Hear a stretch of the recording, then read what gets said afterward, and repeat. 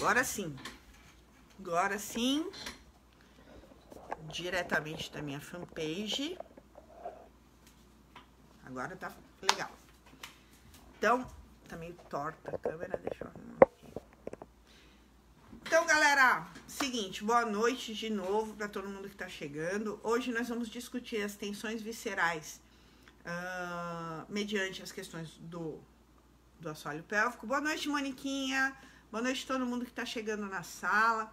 Essa live é uma live rapidinha, mas com muito conteúdo, muito conteúdo. Boa noite, Maria José. Muito conteúdo bacana. Aninha, minha instrutora Master Training do MA, nota 5. Boa noite. Boa noite, Carlinha, do Rio. Tava no Rio essa semana, hein? E, enfim, todo mundo que tá chegando, boa noite, tá? É uma live que a gente vai discutir um assunto em que vocês são muito ávidos e que têm a necessidade de ter esse conhecimento, beleza?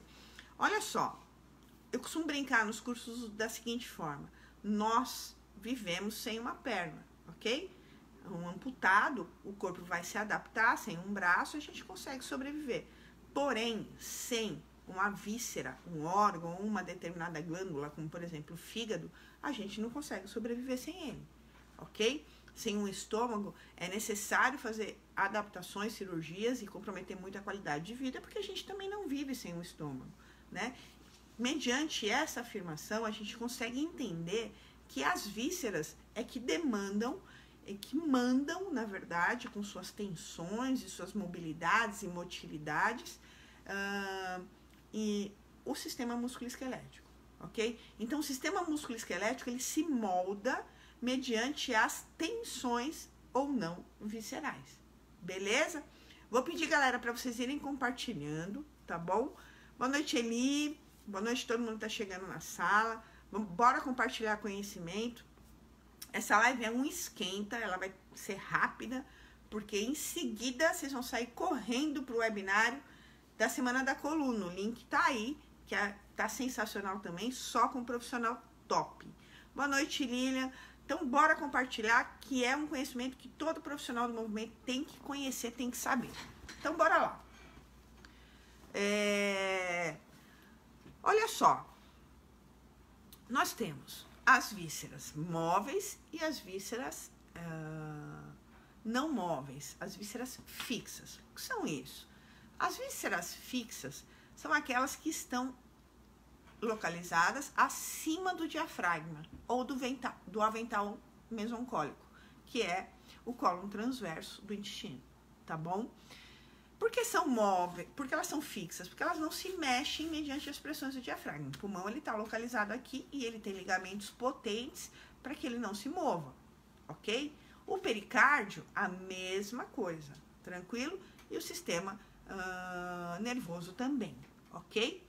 As vísceras móveis são aquelas que estão localizadas abaixo do diafragma e do mesoncólon transverso, do avental mesoncólico que a gente fala, que sai de um lado da costela e vai até o outro, beleza? Por que elas são classificadas como móveis? Porque elas trabalham, elas precisam, elas necessitam do trabalho de abaixamento do diafragma. Portanto, é necessária uma boa respiração para que elas funcionem bem. O diafragma tem que estar livre de tensões. Para quê? Para que elas abaixem sobre as vísceras inframesocólicas, aumente a pressão dessas vísceras e promovam um abaixamento dessas vísceras, aumentando a pressão intraabdominal. Por que isso é importante? Isso é importante, é fisiológico, porque as vísceras precisam de mobilidade, tá? Motilidade, motricidade, ou seja, tudo que para que elas funcionem da melhor maneira possível. Quando o diafragma se contrai, por exemplo, ele se abaixa e massageia o mesoncólon transverso para, por exemplo, ajudar no peristaltismo intestinal, na eliminação das fezes. Mesma coisa acontece com o estômago, tá bom? Isso é fisiológico desde que depois, na expiração, o diafragma suba novamente, ok? E as pressões se normalizem. Se a PIA aumentar cronicamente, vocês já sabem, né? Aumento da pressão intraabdominal, todos os estragos que isso pode trazer e as complicações podem trazer para um sistema corporal, tá bom?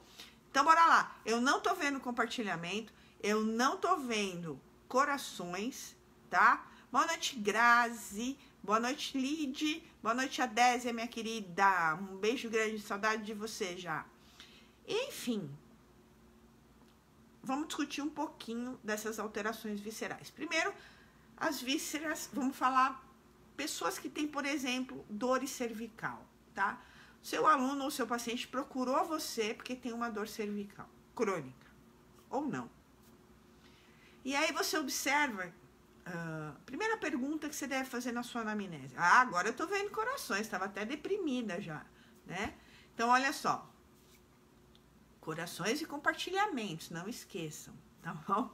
Então, se o nosso aluno ou nosso paciente tem, por exemplo, uma cervicalgia, primeira pergunta que deve constar na nossa anamnese: como está a sua deglutição, tá? Pra gente saber como tá o início do esôfago, ok? Se tá funcionando legal. Ele vai falar, tá bem. Aí você esmiúça essa pergunta, né? Pergunte pra ele assim: você engasga de vez em quando, mesmo quando você come um alimento sólido e seco, quando você toma uma medicação grande, você sente, por exemplo, que fica uma sensação de como se tivesse raspado a garganta? Se o seu aluno disser que sim, significa que ele tem tensões viscerais abaixo do osso ióide, um osso que a gente pouco dá importância no tratamento de cervicalgia. A gente fica muito preocupado com a coluna e esquece que a gente tem o ióide aqui na frente, separando os supra e infra-ióideos, ok? Que tem ligações importantes lá com o pericárdio, com o esôfago e com toda a questão, com todas as questões viscerais, tá? E o osso ióideo, ele é a patela da cervical, patela do pescoço, é o ióideo. É ele que vai dissipar as tensões que sobem pelo esternocleido, pelos peitorais, pelos escalenos, tá? Então, quando um aluno relata que tem, ou um paciente que tem dificuldade em deglutição, a gente tem que investigar a tensão no ióideo, beleza? Outra coisa que a gente tem que investigar em cervicalgias, tá? Como tá a tireoide? Nós, brasileiros, somos o país que mais consome sal no mundo, ok? E a gente sabe o quanto o potássio pode alterar e pode prejudicar o funcionamento tiroidiano, beleza? Então, o número de cânceres e de aumento do aumento da tireoide é muito grande no nosso país. Então, o que esse aumento pode causar? Você imagina uma glândula abaixo do osso ióideo, ok? Pequenininha, né? Que está sofrendo um aumento, tá? Seja numa síndrome de Hashimoto, seja, enfim, se a gente pensar em qualquer processo inflamatório. Primeiro a gente tem que pensar de duas maneiras. Boa noite, Betinha. Boa noite, Eda. Boa noite, Fran, que não foi jogar vôlei hoje, tá aí na live. Daqui a pouco tô em Foz, vou anunciar aqui. Então, olha só. A gente tem o quê? A tireoide. E a gente tem alguns processos que podem acontecer viscerais e musculares, tá? O processo inflamatório, ele vai gerar o quê? Dor, calor, rubor, alteração funcional e edema. Beleza? O que a gente vai se preocupar com isso? Com esse edema.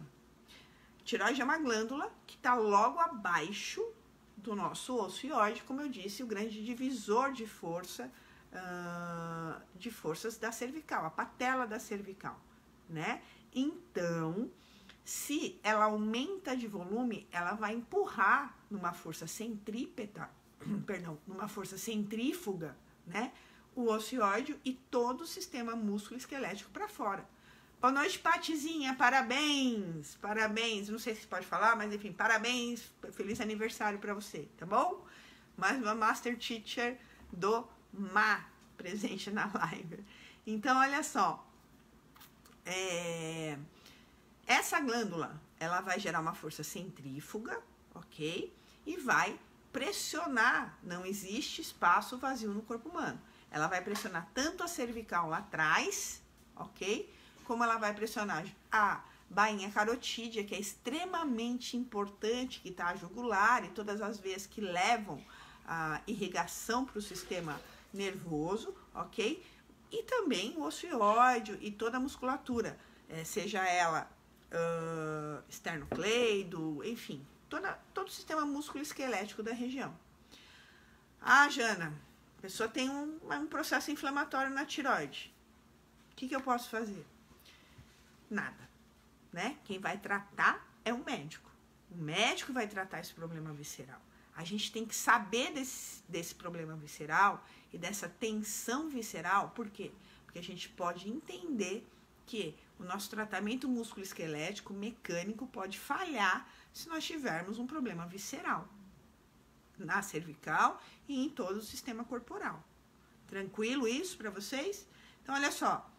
A pessoa chegou com uma cervicalgia, tá? Com um tumor de tireoide. Enquanto não resolver a questão médica, não há tratamento mecânico que a gente possa fazer para melhorar essa dor. Tranquilo? Então, o profissional de primeiro atendimento, nesse caso, será o médico, tá? Mas nós podemos identificar.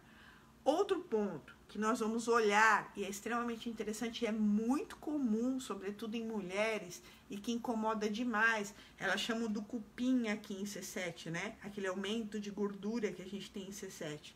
Isso se chama bócio de Bison, e é um indicativo de tensão na tireoide, tá? Então, toda paciente nossa, toda aluna nossa, que chega com esse bócio de Bison, falando, o que me incomoda é esse cupim. Esse cupim se chama bócio de Bison e está completamente ligado a tensões tireoidianas. Beleza?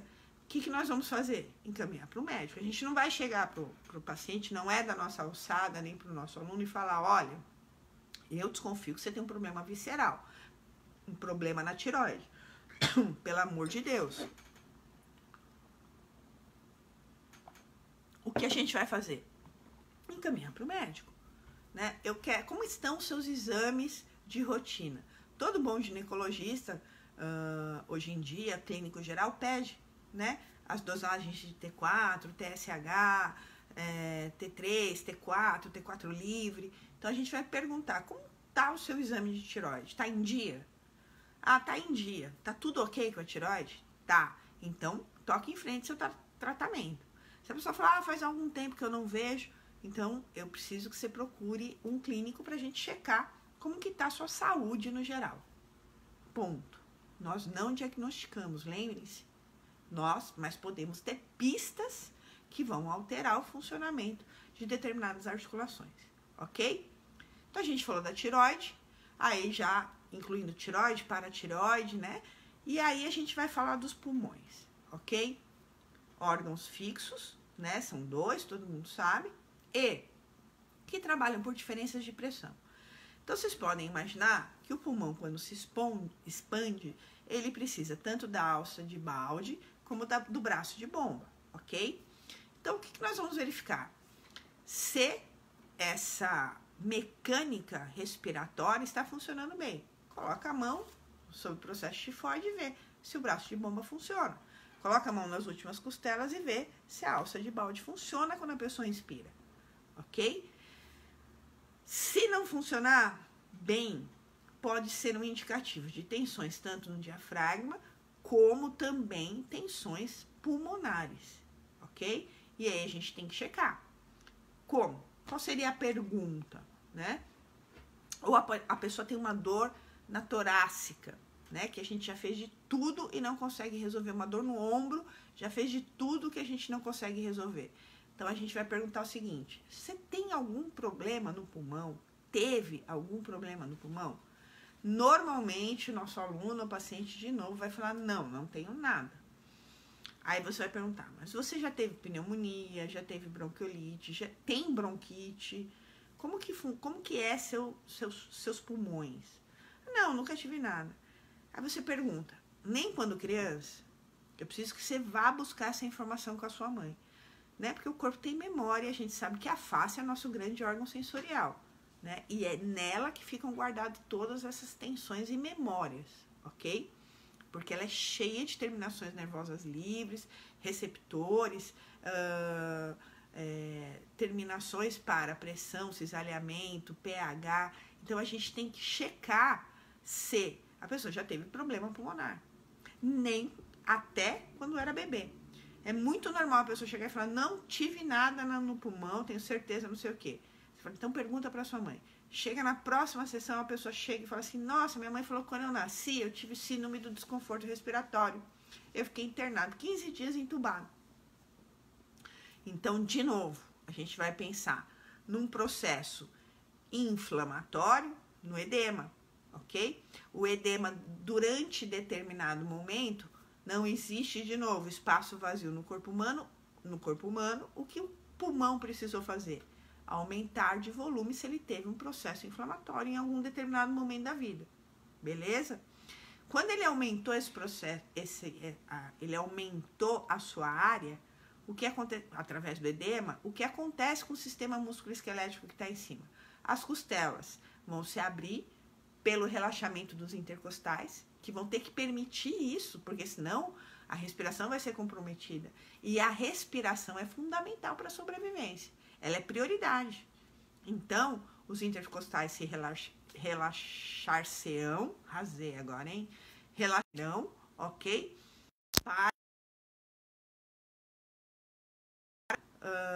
manter a respiração, que é nossa prioridade, insistentemente aqui. Enfim, probleminhas técnicos aqui. Thaís Fronzak, mais uma instrutora do MAI, eu falando de respiração diante de Thaís Fronzak. Thaís, me ajuda se eu estiver falando besteira.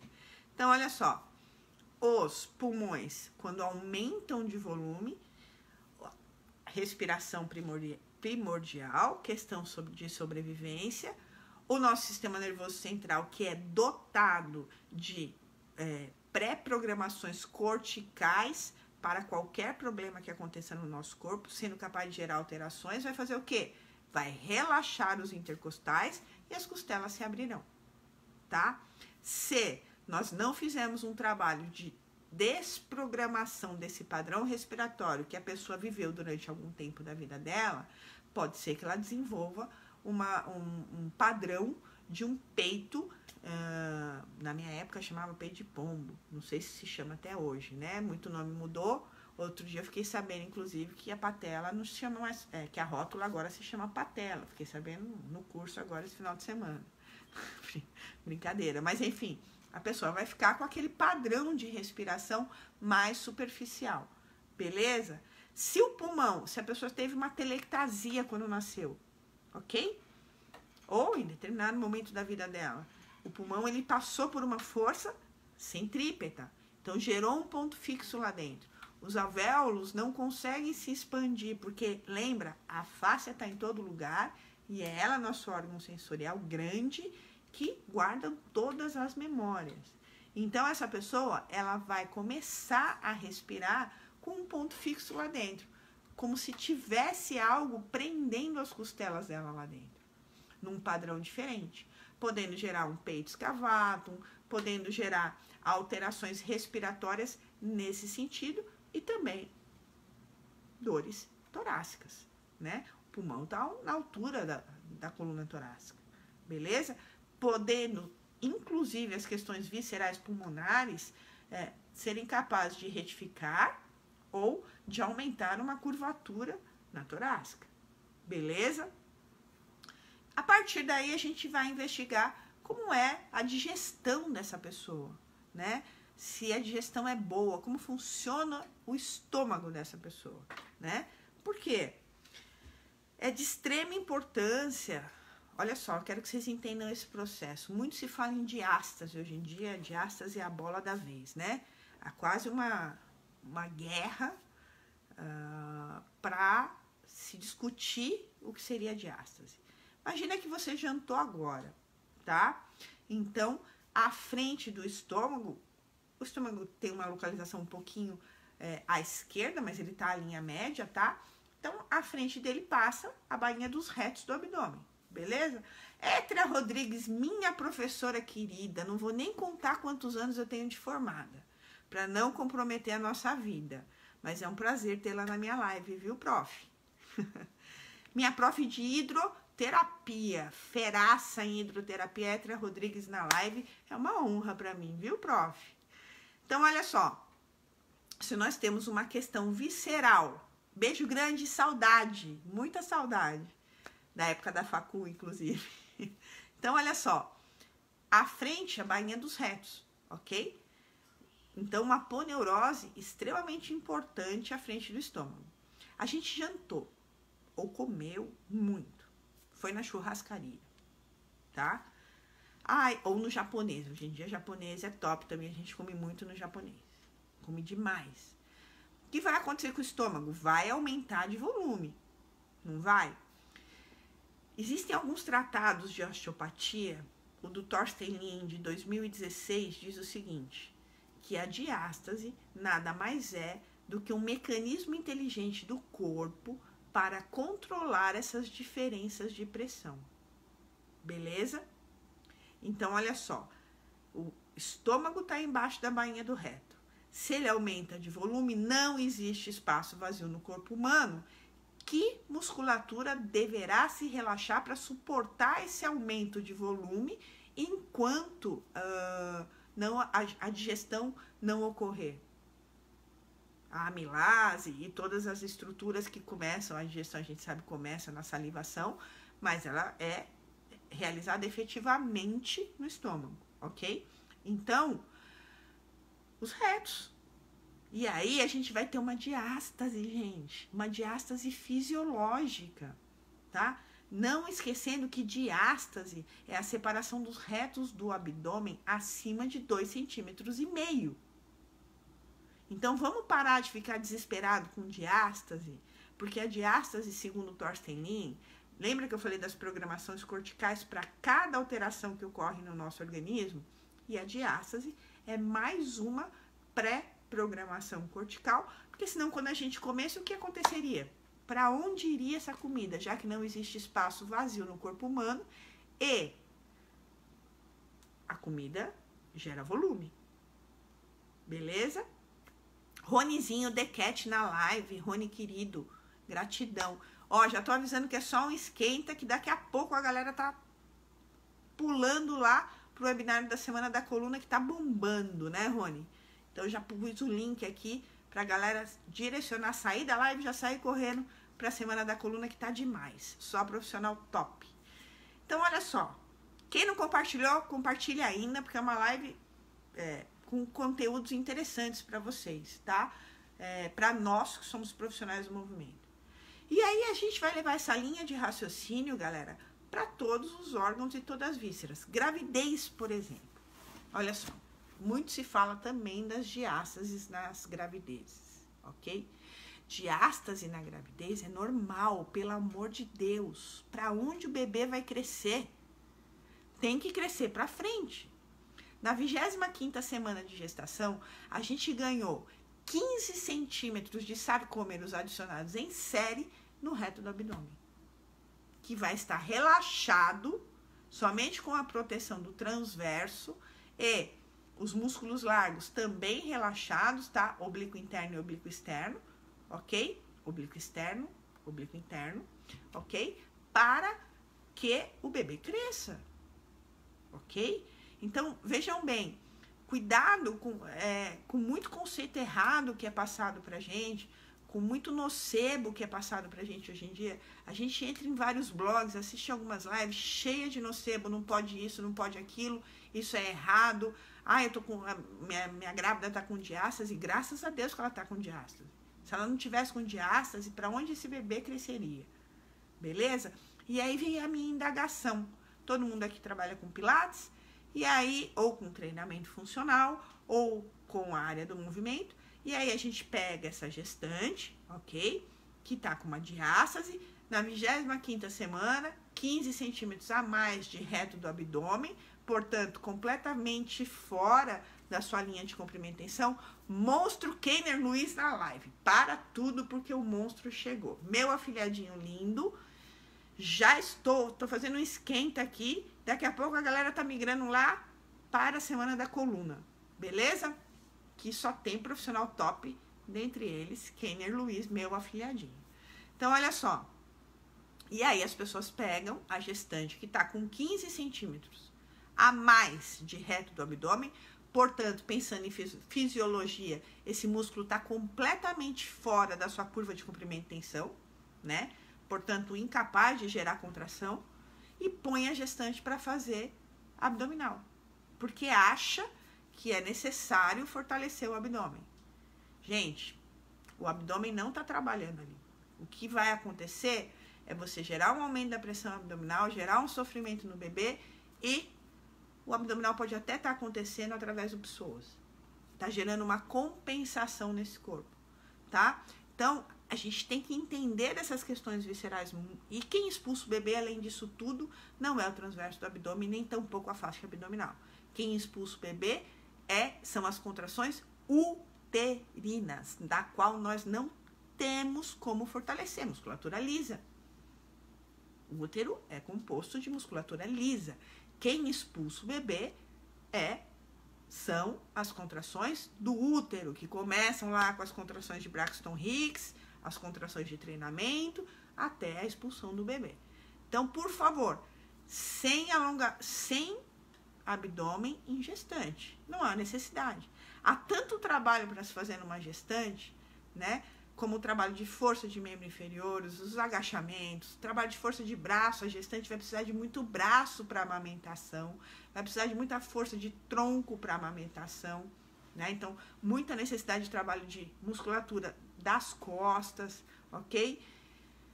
Pra gente ficar se preocupando em fortalecer o abdômen, que vai estar inativo nesse momento, beleza? E aí, a gente vai levar toda essa linha de raciocínio nessa força centrífuga ou nessa força centrípeta para todos os órgãos que a gente tem, beleza?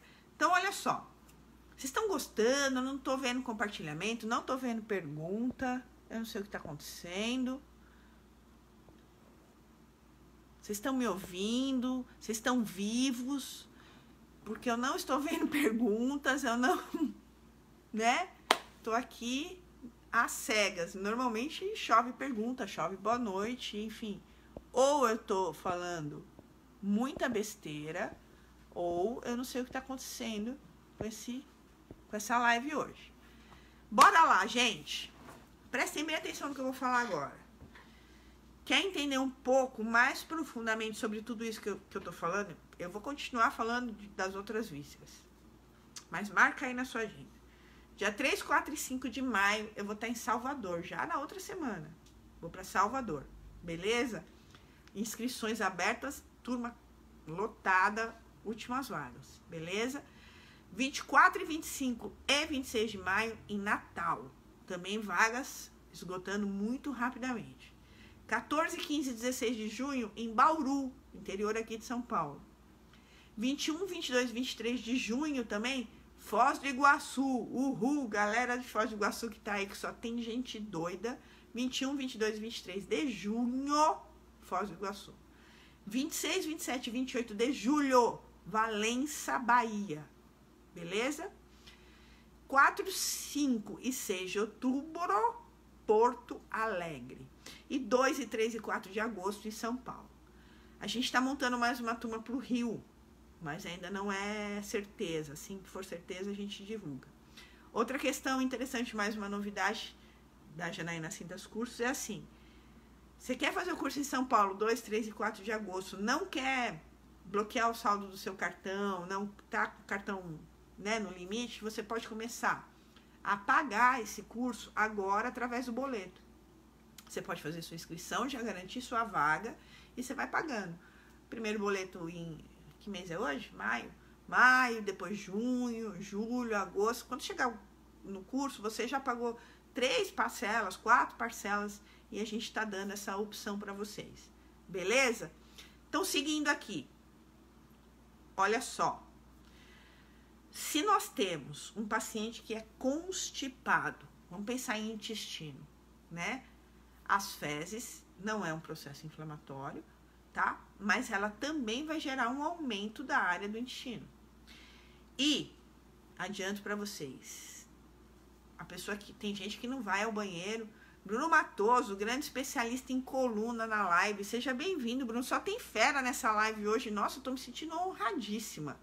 Bruno Matoso, feraça em biomecânica da corrida. Sigam esse cara no Instagram, viu? Sigam esse cara no Instagram, porque esse Bruno Matoso vai dar muito o que falar, esse menino ainda, viu? Ele é mais ou menos de bom, assim. Ele é muito top, tá bom? Então, olha só. Eu posso afirmar para vocês que existem pessoas que vão ao banheiro uma vez por semana, né? Defecam, ou como dizem aí no sul, vão aos pés, né? Uma vez a cada 15 dias. Imagina o tanto de fezes que esse intestino, nosso intestino é enorme, né? É capaz de armazenar, tá? Então, olha só, tudo isso vai aumentar a área. Aumentando a área, toda a faixa abdominal e toda a faixa da musculatura lombar vai se relaxar, gente. É aquilo que eu falei, não existe espaço vazio no corpo humano. Lembre-se sempre dessa frase, tá? Se a pessoa se a musculatura não se adaptar a esse aumento das vísceras ou diminuição das vísceras, né? A gente vai ter um aumento absurdo da pressão abdominal, da pressão intraabdominal, que pode levar o indivíduo até a morte ou falência de órgãos, se a pia aumentar acima de 20 milímetros de mercúrio. Então, é uma proteção do nosso organismo, o sistema musculoesquelético se adaptar às tensões viscerais. E quando eu falo tensões viscerais, é mau funcionamento visceral, como é o caso da constipação, tá? Não por exemplo, mau funcionamento visceral, quando eu digo também tensão visceral, eu digo em processo de gravidez. É um momento que a mulher não está nem dentro da sua fisiologia, né? Não é nenhum processo fisiológico, também não é um processo patológico, mas é um momento diferente da vida da mulher. Não sei como classificar isso, né? A mulher está lotada de hormônios, né? Então, assim, a gente tem que levar em conta tudo isso e lembrar de tudo isso quando a gente vai tratar de uma dor. Lembrando que